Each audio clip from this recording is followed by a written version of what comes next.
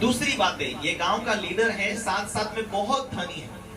अभी मान के चलो ये धनी व्यक्ति को क्या क्या जरूरत पड़ी थी इसको 3 टाइम प्रार्थना करने की? क्या जरूरत थी इसको कि वे विश्वास में आगे बढ़ सके? क्या जरूरत थी इसको कि ये परमेश्वर की मर्जी के अनुसार जीने के लिए उसने खुद व्यक्तिगत तैयारी किया? अधिकतर जब काम धाम पड़ जाते हैं और नेतागिरी में होते हैं तो अधिकतर लोग प्रार्थना नहीं कर पाते, लेकिन ये गांव इलाके का मुखिया होने के नाते भी इसकी उम्मीद क्या थी कि यहाँ का जीवन थोड़ा जीवन है लेकिन स्वर्ग का जीवन हमेशा के लिए है। तो मैं परमेश्वर की इच्छा पर जीऊं, परमेश्वर की मर्जी पर जीऊं, परमेश्वर की इच्छा क्या है उसकी इच्छा के अनुसार मैं जीऊं।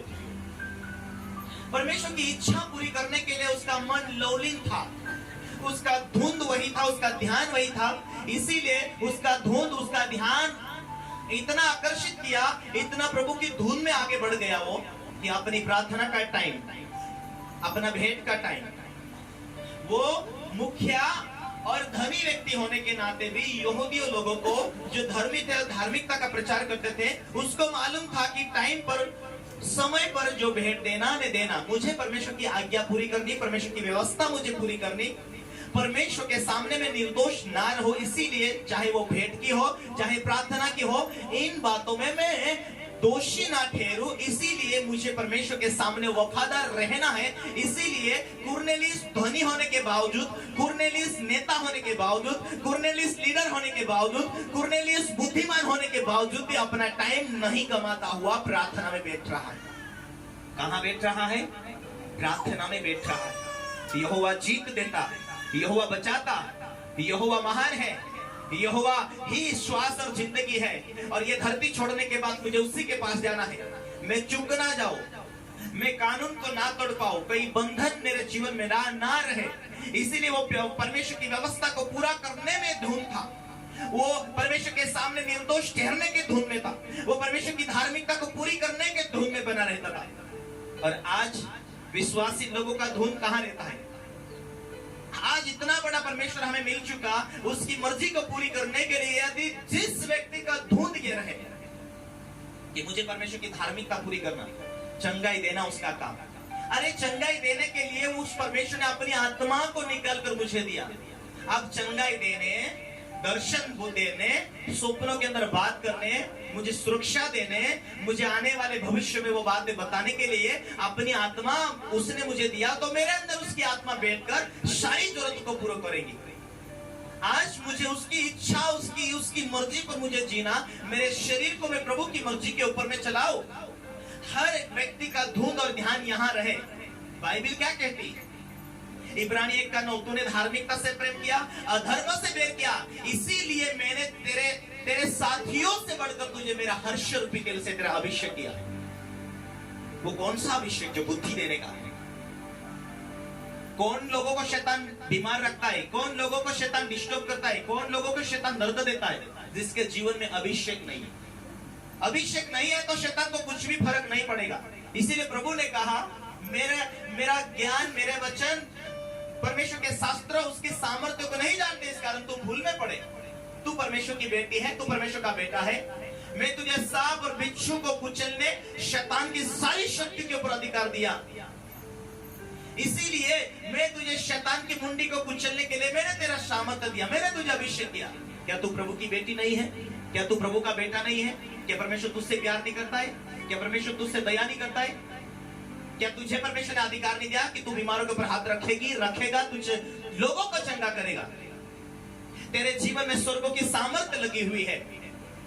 इसलिए धुंध कहां है? इसीलिए डेली लाइफ में अपनी जिंदगी को, मेरे अंदर प्रभु है, अब मैं ना जीवित हूं लेकिन मसीह मुझ में जिंदा है। अपने यीशु मसीह के स्वभाव में स्वर्गीय सामर्थ्य बढ़ती है। प्रार्थना में बैठो, कैसे सामर्थ्य नहीं बढ़ेगी? 2-3 टाइम नहीं बैठते हो, 2 टाइम तो बैठो, कैसे सामर्थ्य नहीं बढ़ेगी? जब सामर्थ्य बढ़ेगी, आप छोटी सी प्रार्थना में आपके जीवन में शांति आएगी। और जब सामर्थ्य बढ़ती जाएगी, शैतान आपको बीमारी नहीं दे सकता। हालेलुया।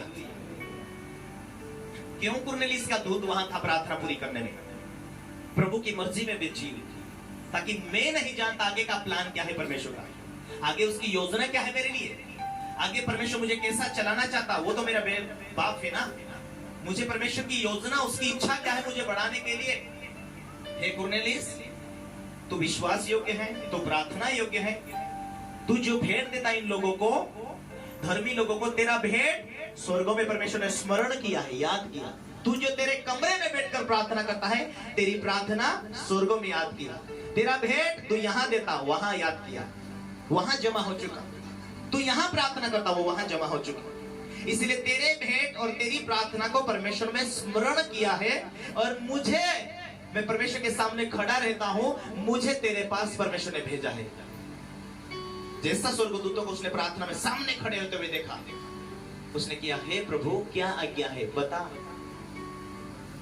स्वर्गदूत ने कहा, तू नहीं जानता आगे कैसे बढ़ना, तू नहीं जानता सामर्थ्य से कैसे भरना, तू नहीं जानता पवित्र आत्मा के बारे में कैसे बढ़ना भरना।